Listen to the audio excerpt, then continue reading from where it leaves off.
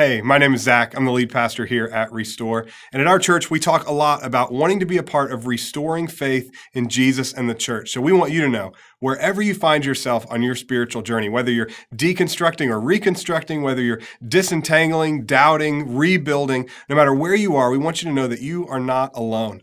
And we want to be a support for you as you journey down this road of faith. So if you have questions or you need support, we would love to chat with you. You can reach out to us through our website at restoreaustin.org, and we hope you enjoy this week's message. Well, good morning, everyone. How are y'all doing? You guys doing okay? Thank you so much for having me here today. I'm not gonna lie, I have a lot of feelings today about being here, and there's a good chance there will be some tears, so I'm just forewarning you. I don't always have the most attractive cry face either, so just kind of bear with me. This is the first time that I've preached since December, and the first time I've preached on a stage since February of 2020. So it has been a while, so it feels kind of like weird and nostalgic and wonderful, like all combined being here today. So thank you for having me and for welcoming me so graciously today. I thought that, before I kind of get into the message today, I wanted to spend a little bit of time just telling you a little bit about myself and my story, because I realize most of you have no idea who I am. My name is Kelly, in case you forgot Zach saying that earlier. I am a wife and a mom of 4 kids. One is almost 18, 16-year-old, 12-year-old, and 8-year-old. People hear that and they always, the first thing they say is like, wow, you really have your hands full. And I'm like, yes, I do. It's why I'm so tired all the time. I am a follower of the ways of Jesus, and I also have a complicated relationship with Christianity and the church. Can anybody relate to that this morning? Some mornings I wake up and I'm a doubter and a skeptic, and I'm not sure if any of this is real. And then other mornings I wake up and the divine feels closer and more real than my breath. I'm passionate about justice and seeing all of humanity flourish. And I really believe with all of my heart that the kind of love that Jesus modeled for us is able to bring healing and wholeness to this world. I really believe that.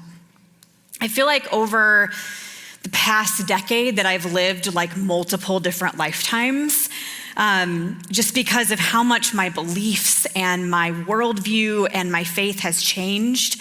I am not the same person that I was 10 years ago. A little bit of backstory. So my husband, Dan, and we got married back in 2002 when we were really young. He was 21, I was 24. And we spent almost 20 years in full-time ministry together in some capacity.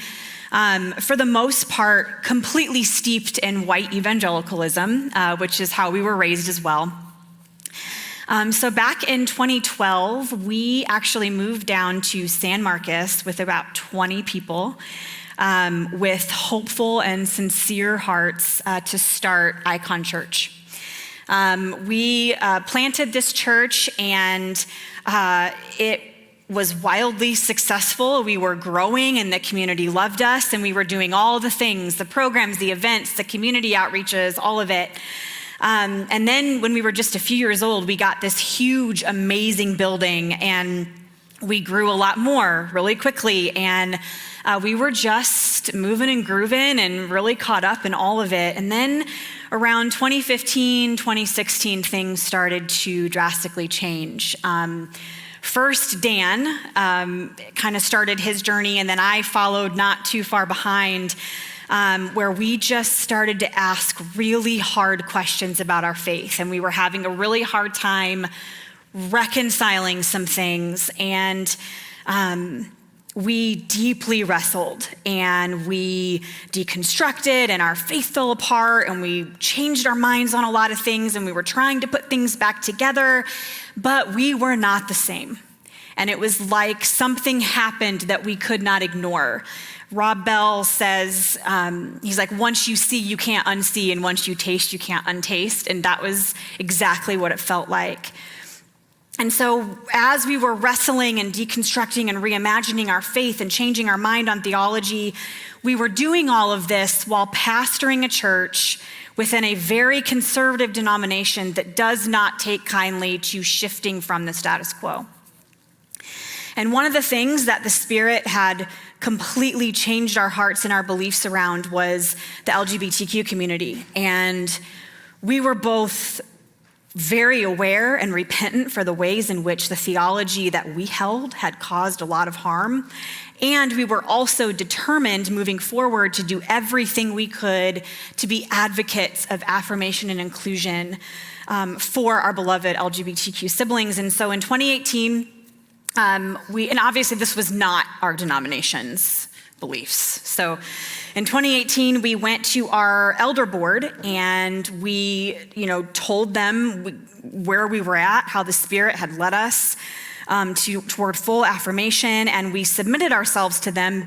But Dan said to them, he said, would you consider going on a journey together of conversation and discussion and leaving ourselves open to the fact that maybe we were really wrong all these years.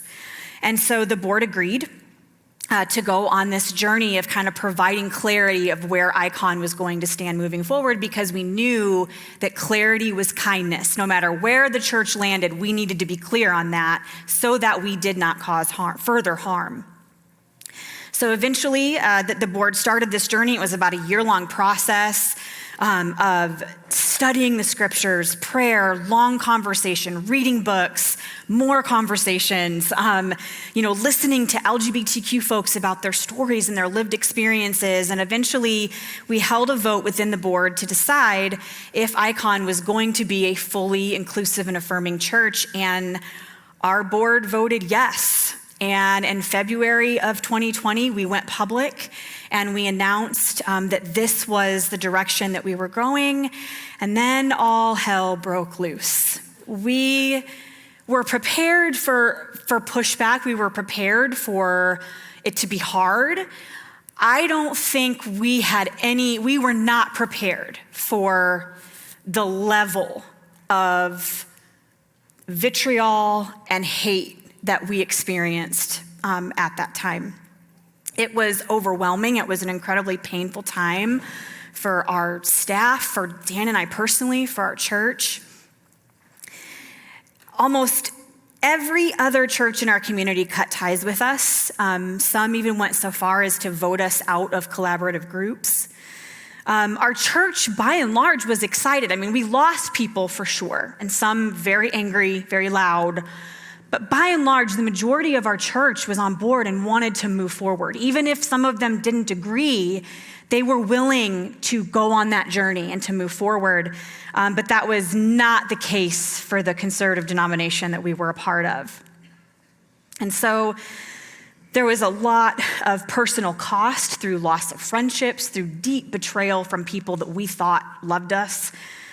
Strained family relationships. I mean, the list goes on and on. I'm sure this is something that a lot of you in the room are probably familiar with if you've ever gone through a period of time where you've changed your mind on things. And at the end of it, we were left reeling and trying to figure out how are we even going to heal from this? How are we going to move forward?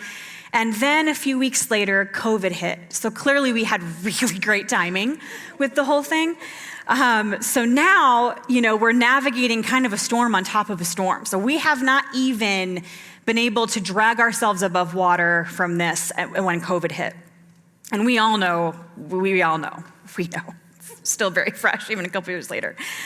And then, so we're still moving forward. We're online. We're trying to navigate all of this and trying to lead our church through all of this. And then in July, without any warning or any communication with us, the lending institution that we had our lease through, who was also affiliated with this denomination, sent us a notice that we had 30 days to be out of our building.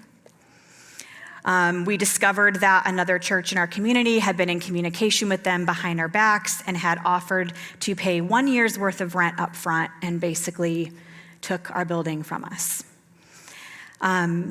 It was after this that was kind of the straw that broke the camel's back for For Dan in particular, my husband, that was kind of his limit, and I think did one of the bravest things I've ever watched him do, and knew for his own health and wholeness that he could no longer continue leading. He had to step down and resign. So we had a lot of conversations about what to do moving forward. Were we going to try to find someone else? Were we just going to close everything down? And through lots of conversation and really doing the best we could to listen to the Spirit, we decided that, and I decided that I wanted to stay on as the sole lead pastor and keep leading. So that's what I did from September of 2020 until December of 2022, which just this past year in December, after 2 years of, we created something really beautiful together. It was really life-giving. It was different. It was new. But there's a season for everything, and it came down to realizing that financially it just wasn't feasible, and also realizing the season was ending. So in this past December, we officially closed the doors of Icon Church after 10 years. And there's something that I want to highlight here, because there was something that happened during the beginning of the transition when Dan had resigned and I was taking over. I got an email from this guy named Zach Lambert, and I had never met Zach. I didn't know who he was. I didn't know anything about Restore at the time. And I got an email from him, and he reached out just to say, listen, I heard what happened, because everybody had heard what happened, because it blew up beyond what we even imagined. And he said, I would love to get on Zoom and just hear some of your story. So we did that, and Zach told me Restore's story and told me his story, and he offered me so much encouragement and was like, listen, if there's anything I can do for you, please let me know. And then he kept checking in on me. And then he invited me to be a part of different leader gatherings. And after we had lost our community in our own area, he invited Icon to be a part of a collective of like-minded churches in the Austin area. And our next gen pastor, Amanda, was able to get connected with Sonia and other youth pastors after our youth group had lost so much. Zach gave us the kind of support that we needed when we didn't have very much, and was such an example of Christ-like love for us in a time when we needed it so bad. And then after we closed our doors at Icon, some of our church members have found a church home here. And there's some here today that if I look at them all, I will cry.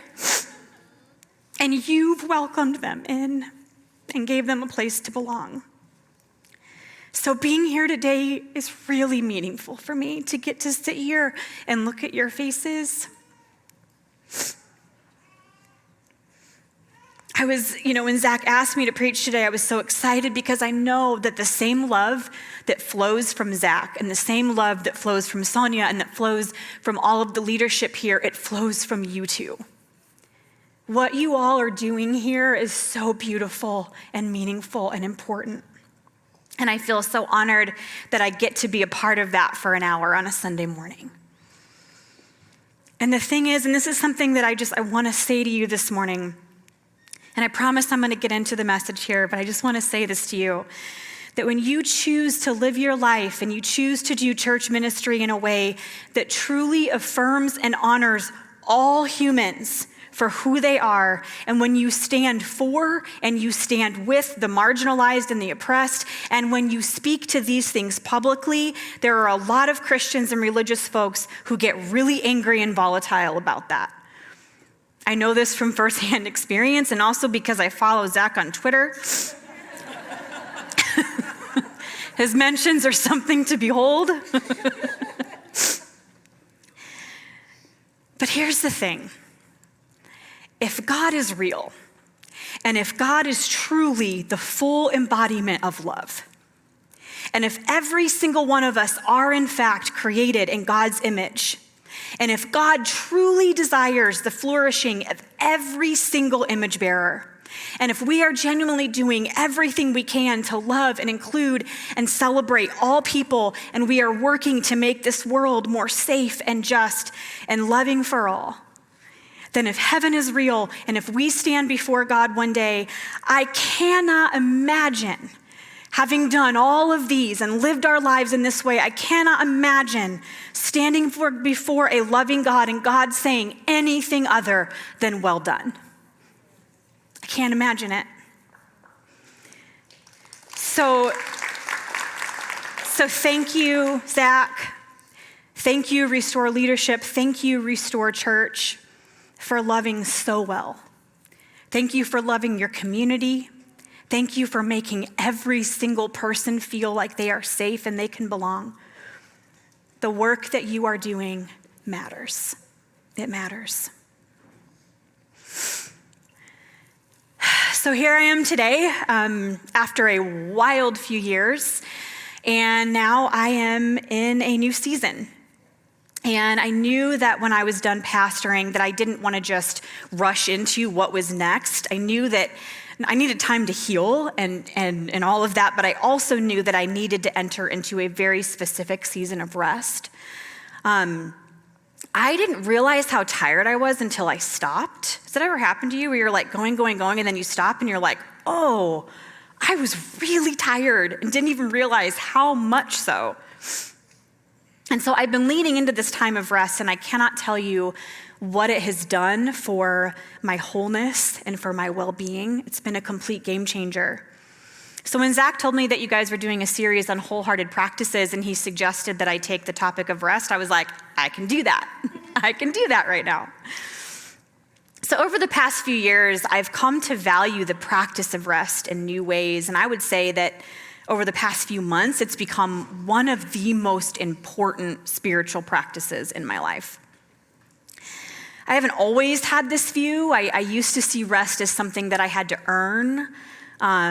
It wasn't really a priority, and it definitely wasn't a spiritual practice for me. I had a lot of beliefs around work and rest that I had to kind of deconstruct and reimagine. So now I see that rest is key to the flourishing of our whole self. Now I see that taking time to engage in activities that bring me joy and bring me peace and bring me rest, those are necessary, not just something that I do if I have time. I see rest not only as helpful, but as holy. I see rest as something we deserve, not something we have to earn. We can even look to the wisdom of the scriptures and find that rest was interwoven into the story of God and humanity from the beginning. In the beautiful creation narrative in Genesis, we see that in the midst of creating the universe, God rested. Even within creation itself, we see rhythms of rest. Then we see how God commanded the Israelites to remember the Sabbath, a day of rest. This gift of rest was implemented because God knew we needed it. Psalm 46:10 says to be still and know that I am God. Psalm 23 tells us that God, our shepherd, makes us lie down in green pastures and leads us beside still waters. We see that all throughout the Gospels, when we read about the life and ministry of Jesus, there were time and time again where Jesus would go off alone by himself to rest. I mean, Jesus took a nap on a boat in the middle of a storm, for crying out loud. With side note, I love that story because it reminds me sometimes the most spiritual thing you can do is take a nap. If I'm like having a really rough time, sometimes I'm like, oh, maybe I should take a nap. And somehow I wake up and everything is better. Rest was always meant to be a vital part of our life's rhythm and our spiritual practice, but sometimes it's easy for us to forget that or to neglect rest for a variety of reasons. I think that we as a culture, by and large, do not have a healthy view of rest. And it seems to me that there are so many people who are walking around exhausted, physically, emotionally, spiritually, mentally. And if the practice of rest is hard for you, if you struggle with feelings of guilt or shame, or if it's easy for you to neglect, it's with good reason. It's because we live within a world where there are a few realities that exist that make it very difficult for us to make rest a priority. The first reality is simply the culture we live within. It's no secret that our culture elevates productivity, hard work, and busyness. We are often judged by others for our accomplishments, and we can tend to judge others by theirs. American culture is obsessed with achieving and producing, building wealth, pulling ourselves up by our bootstraps, and climbing the corporate ladder. And over the past few years especially, we've seen like this uptick of hustle culture being idolized, and people pride themselves on how many plates they can spin around in the air at one time. We can look around and see the way that corporations, by and large, do not value human beings and their rest, but rather humans are treated as commodities who exist just to boost the bottom line of these corporations. We are inundated with this kind of messaging that tells us that our level of achievement determines our value. And then when we buy into it, and then we're rewarded with accolades for our achievements, and then that leads us to wanting to achieve more, and then the cycle just continues and continues. And then the second reality we live within is that of our own schedules and commitments. The fact is that many of us have a lot on our plate because that's just how life is sometimes. We have jobs and we're raising kids, and we have friendships and marriages and relationships to nurture, and we volunteer in our communities, and you might have elderly parents to care for. You're involved in church or in the PTA or coaching Little League, and you got to keep your house clean and buy groceries and feed all the kids that you're raising, and on and on and on and on. A lot of us just simply have a lot going on, and sometimes we get so caught up in the busyness of our own schedules that we neglect the rest that we so desperately need. And then the third reality is I just want to gesture to like the state of the world around us. That is the third reality we live within. I don't know about you, but I feel like for the past few years, my nervous system has just been constantly activated over and over and over again. I mean, my goodness, a global pandemic, gun violence and insurrection, racism and white supremacy, homophobia and transphobia, struggling economy, war, ableism, people being denied their basic human rights. It is a lot. There is a lot going on around us, and we're absorbing all of this pain and trauma and suffering. And on top of that, we have our own personal struggles and issues and pain that we are dealing with. The world feels like it's on fire in a lot of ways, and we have to constantly navigate all of this. And I want to point out this is especially true for people with marginalized identities. Black, Indigenous, and other people of color, LGBTQ folks, people with disabilities. There are entire communities of people who are being crushed under the weight of oppressive systems, and the toll that this takes on their bodies and their minds cannot be overstated. So when we think about all of these things, it's no wonder that we as a society are so on edge and so fearful and so angry and so frustrated, because we are emotionally and mentally and physically exhausted. And it feels like we can barely even take our next breath before the next tragedy strikes. So we have these three realities. We have societal pressure to achieve, we have the reality of our own personal schedules and commitments, and we have the state of the world around us. And these are all barriers that are working against us to stand in the way of our rest. And these realities can make developing a practice of rest seem really, really difficult. And it's important to acknowledge these barriers so that we're aware that they exist, because then we can develop the tools that we need to be able to dismantle them. And we all know that we can't just snap our fingers and change all of these things overnight. We can't just change the fabric of our culture overnight. We have lives to live and schedules to manage. That's not going away. We can't stop all tragedy, and we can't take away all suffering, nor can we turn a blind eye to it. So we've got that piece. What we can do is we can learn how to care for ourselves well while we are living in the midst of all of it, so that we're able to be a presence of peace and love for ourselves, for our loved ones, and for the world. It can take some work to get there. There's a reason why it's called a practice, because it has to come with some mindfulness and some intentionality, especially at first. But if we can learn to embrace, and I would say even fight for, our rest, I believe that this will lead to greater flourishing in our lives. There are some really important things that a healthy practice of rest can teach us.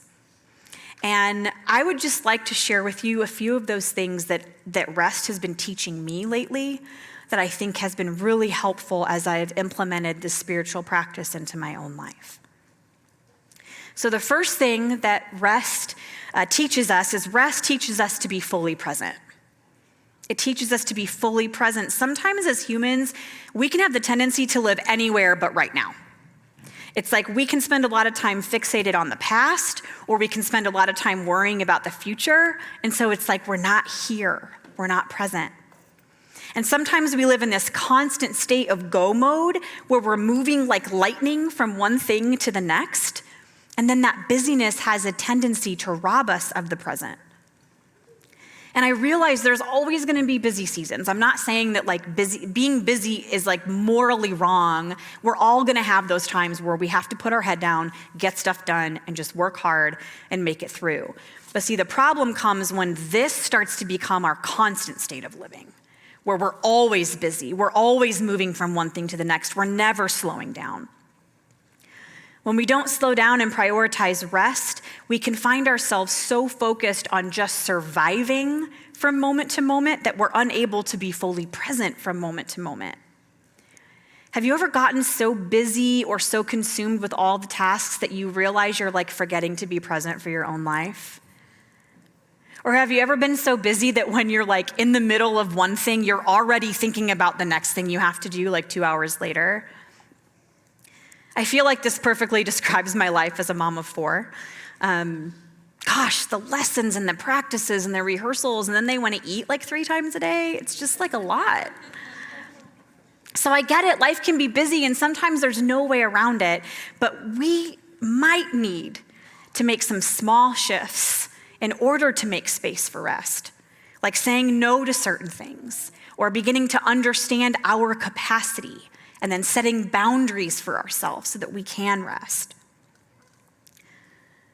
There are moments all around us and all throughout our days that have the potential to sort of captivate us and to bring us such joy and such goodness, whether that's a conversation with a friend or snuggling with our kids on the couch or reading a good book, enjoying a delicious meal. But unless we choose to slow down and be present in these moments, we will miss them. Choosing to rest helps to fight against that barrier of busyness that would stand in the way of our flourishing. Rest is an invitation to be here now, to jump off the hamster wheel and to breathe and to focus on the moment right in front of you. Prioritizing a practice of rest will help us to learn to be fully present in our lives. Something else that rest teaches us that we are enough. That we are enough. Achievements and accomplishments can make us feel really good, and that's great, and it's rewarding, and we should celebrate those things. But the problem comes when we think that our achievements and our productivity are what give us value. This is a false belief system that is so easy to buy into. We can produce things and those things are good, and we can achieve things that we're proud of, but we are not the sum of our work and achievements. That isn't what makes us who we are. We can easily begin to believe the lie that we are what we produce.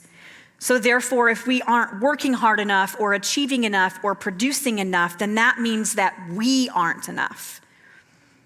When we take the time to take a break from producing, to stop working, to stop achieving and just be, we are reminded that we are cherished and loved simply because we exist, not because of what we can produce. It removes the burden of performance and striving and finding our worth in anything other than the fact that we are an image bearer of the divine. Tricia Hersey, founder of the NAP ministry, which can we just talk about what an awesome name for a ministry that is, the NAP ministry? She coined the phrase, rest is resistance. And she talks about how rest is an act of resistance against white supremacy and then really against any and all systems that oppress. And in her book, Rest is Resistance, a manifesto, she says this: you were not just born to center your entire existence on work and labor. You were born to heal, to grow, to be of service to yourself and community, to practice, to experiment, to create, to have space, to dream, and to connect. Choosing to rest is an act of resistance against hustle culture and the harmful messaging around us that tells us our value is tied to what we produce. We are so much more than that. Those things can bring us joy and meaning, sure, but that's not who we are. Rest helps us to remember that we are enough just because we exist. And then lastly, rest teaches us how to trust and let go. And ooh, this is a hard one for me. Can any fellow control freaks out in the crowd today? Oof. I really like to be in control. I don't like to be caught off guard, This has been such a huge one for me in this major season of transition that I've been in. There was this phrase that I used to hear all the time, and I used to say it all the time, and it's this phrase when it came to letting go, and it was this phrase that says, God is in control. And I found that most of the time, that phrase, God is in control, it was sort of this catch-all, usually used to explain away some horrific event that someone didn't have answers for, or to avoid having to answer really hard questions, or, sometimes it just made me feel better when everything fell out of my control. Made me feel better. God is in control. God is in control. But then as I started to shift and really look at things, that phrase, in the way that a lot of people mean it, doesn't sit well with me anymore, because when I look out at the world and I look at the state of the world, that doesn't make sense to me anymore. This idea that God is literally controlling everything like a puppet master, especially in regards to abuse and poverty and human suffering and all of that. I can't make sense of that anymore in my brain. I do not believe that God is this cosmic magician who can make things happen if we just believe the right things or say the right prayers. But what I do believe is that God is this incredibly powerful force of love that is in everything. And love always wants what is good and true for all of us. So we can rest in that truth that love wants what is good and true for us, and we can believe that it's okay to let go of the reins that we're holding onto so tightly, and we can rest. And I'm going to go ahead and let the band can come on up and set up whenever y'all are ready. And see, sometimes we have a hard time resting because we feel like there's just so much to get done that we can't afford to stop and rest. Or we feel like the work we're doing is too important, and if we rest, things might fall apart. Rest reminds us that we are not the end-all be-all, and we don't have to be. And that the weight of saving the entire world does not rest on our shoulders, even though sometimes we feel like it does. It reminds me of the scripture in 1 Corinthians 3:7 that says, "It's not the one who plants or the one who waters who is at the center of this process, but God who makes things grow." So maybe in the room today, maybe you're a teacher, which God love you. Oh my goodness, you deserve $1 million a year salary. I'm just telling you, you're heroes. Maybe you're a teacher and you see the needs of your students and you're trying so hard to make sure they have the resources they need to succeed. And because you're working so hard to meet their needs, you're neglecting rest in your own life. Rest then is an act of faith saying, these kids are being held by love even as I rest. Or maybe you're doing justice work and it's exhausting and you feel the weight of injustice and you're afraid to slow down because the need is just too great. But we can say, I will rest and take care of myself because rest is an act of resistance against injustice and I deserve to rest. Or maybe you find yourself worrying about your life and your future and it's hard for you to find rest because your mind is just going all of the time. Rest is an act of faith that says, even though I am facing uncertainty, I choose to find ways to rest my worrying mind and believe that there are still good things for me. Because love wants what is good and true for all of us, always. And then at the end of the day, when we've planted the seeds and we've worked and we've watered them to the best of our ability, we can rest knowing that love is continuing to make them grow.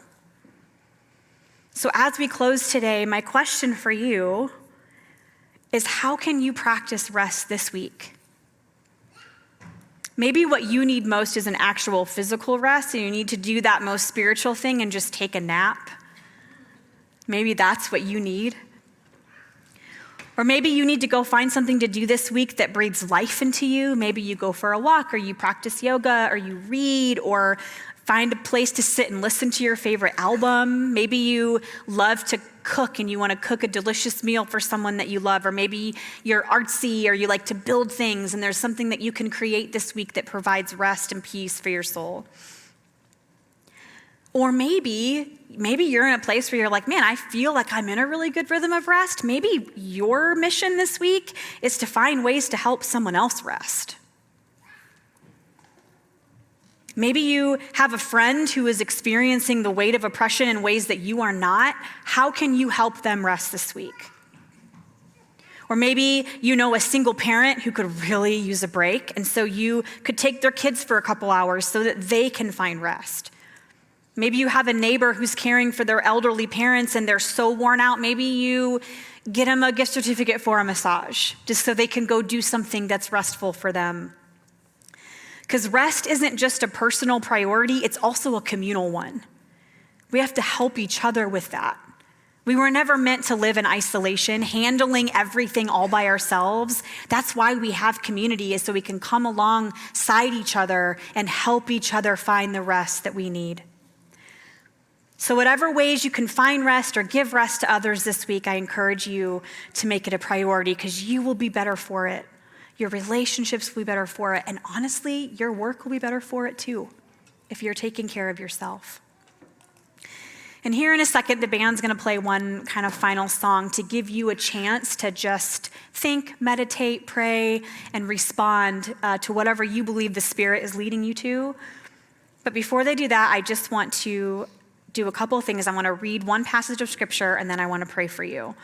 I want to close reading Matthew 11:28-30, and this is out of the Message. And here we find Jesus giving us this invitation into a wholehearted practice of rest. It says, "Are you tired? Are you worn out, burned out on religion? Come to me. Get away with me, and you'll recover your life.